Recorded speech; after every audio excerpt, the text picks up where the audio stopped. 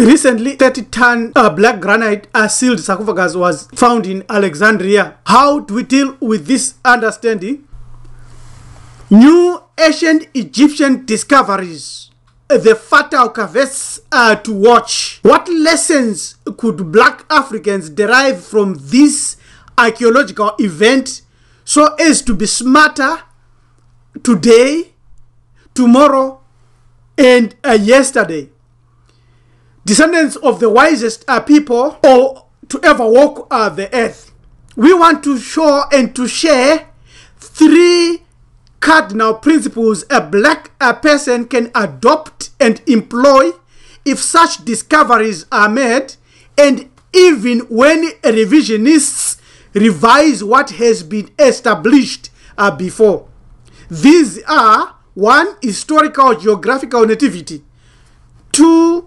Contemporary prejudices, and 3. Future mendacities or future lies.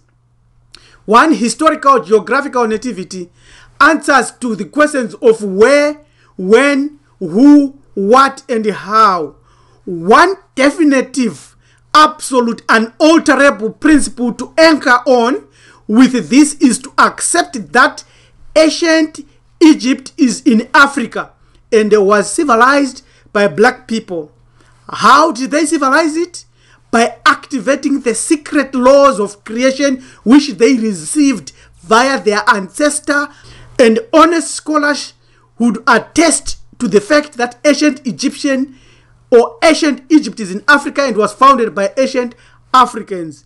Notice in all the media narrative that something is missing. But what I want to say is that before Songhai Empire, before Timbuktu, before the Mali Empire, before the Ghana Empire, before Islam, before Christianity, before the Sumerians, before the Greek civilization, before the Roman Empire, before Hinduism, before Buddhism, before Europe, before the United States, there was Hamiti. There was Hamiti, an African empire. Who was in Hamiti? They don't want you to know that. They don't tell you who was in Hamiti. Where is Hamiti? So-called Hamiti, which introduced civilization, culture to the whole world, which emerged out of Africa, Southern Africa. There is Africa. That's Hamiti, so-called Egypt today. Therefore, when we consider the caveats, the tricks, and the games they play concerning anything else they discover in ancient Egypt, we must remember the principles that we are demonstrating here.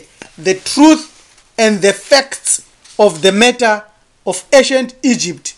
There they are painting and putting themselves in. There are our kings. Ancient Egyptians were black people. Ancient Egyptians were never of any other color. Of course, they could be lighter in complexion. They could have other colors originally. But what we know, and definitely what is the truth, is that they are of African descendants. They are African origins. That's a fact we should never doubt at any point of our life. We know that they knock off the nose. They remove the nose. Why would they do that if they are originally of the same people, of the same race? There is a reason. You see, there is a Senu Aseret or Senu Soroti. Again, when you look carefully, they smashed and removed the nose. There is a reason why they do that. It's prejudice. It's because they know and they are scared to the hilt that if any number of black people start to understand this and start to activate this, that ancient domination by black people will again come forth. There they are. Quite straightforward. Our ancestors there they are dancing. Of course, there were wars, there were battles. That's why you find this. And when they see this picture, that's what they flight. And they tell you, oh, the Egyptians hated Nubians. They killed Nubians. They didn't want them. Someone actually wrote to me and said they had laws against Nubians. What a lie. What a lie. It's just like saying Chaka was therefore not an African because he battled and defeated many other tribes and chased a lot of them out. There we are. Straightforward. This is the first principle. Never move from that. Of course, there were Greeks and Romans who came in, and these are the mummies they do their studies on. These are the mummies they do their studies on. And these are the mummies they flight. And now we have got the white Arabs there. The white Arab Zawi Hawass, who was there, who was the minister of antiquities. Every time they flight anything in Egypt which is different, remember these images. Remember the small and short history that we have just given. Remember Hore Maguti. Hore Maguti, so-called Sphinx. Hore Maguti. Again, they damage the nose, but the lips tell you who that is. These are the principles of understanding we must have whenever we hear a new discovery being found in ancient Egypt. Contemporary prejudice and narrow-minded approach. This is number 2. Slavery and colonialism forces Euro scholars and their sympathetic African scholars to think and to see this image with an already biased and fertilized mind. Scholars like Sheikh Anta Diop and many modern and ancient European scholars have proved beyond reasonable doubt that ancient Egypt was founded by ancient black Africans. And this is where they tend, this is what they don't want, because slavery has caused them to think that the African is not worthy of any contribution to this civilization. The vanishing evidence of classical African civilizations to Tenta Kamen, a fraud alleged by Professor Manu Ampin, basing on the Cairo Symposium, proves that this prejudice is eternal, is there. Classical scholars opposed today due to prejudice. We see, they are now saying Herodotus was a liar. They are now saying Herodotus cannot be trusted because he proves that black people and ancient Egyptians were one people. Diodorus of Sicily writes to quote, the Ethiopians say that the Egyptians are one of their colonies which was brought into Egypt by Osiris. They are changing this. The narrative is being neutralized. They don't want this to be understood and accepted by anybody today. That is the narrative. That is the classical approach is being destroyed by modern scholars because of prejudice, because of slavery, because of colonialization, and because of racism. Let us walk this journey together. Let us never at any time follow other scholars. Let's follow the proof. How some Western and Arab scholars distort evidence pointing to the older age of ancient Egyptian culture, which was black African Egyptian culture. Gaston Maspero, 1846-1916, says, by the almost unanimous testimony of ancient historians, they belonged to an African race, a red Negro race, which first settled in Ethiopia on the middle of the Nile. This is ancient Egypt. This is proof which is not taught, which is not brought in the media and the fanfare.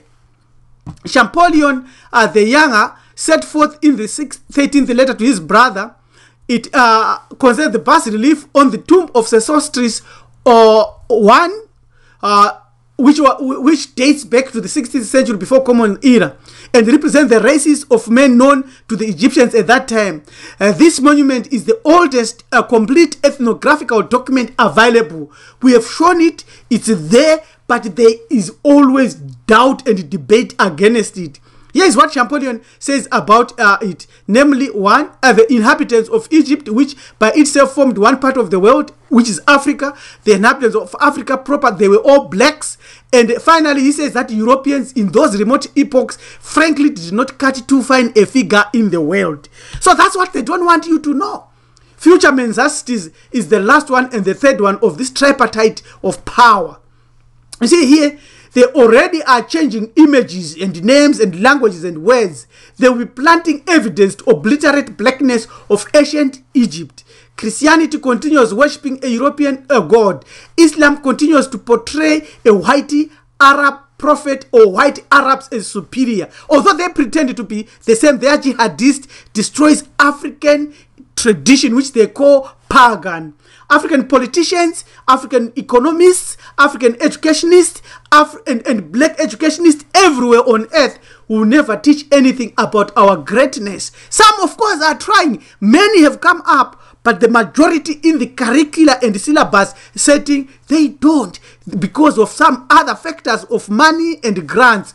Money and resources will continue to be used by Europe and by politicians to change and to sustain the narrative that does not include the black people on it. So when archaeology and when all these are discovered, you have to understand the interpretation as well as the eras in the times of those mummies. You see, they have Egyptian past relief being repainted today. Future scholars will say Anubis was not black. You see, he is changing, he is restoring, and he is changing everything.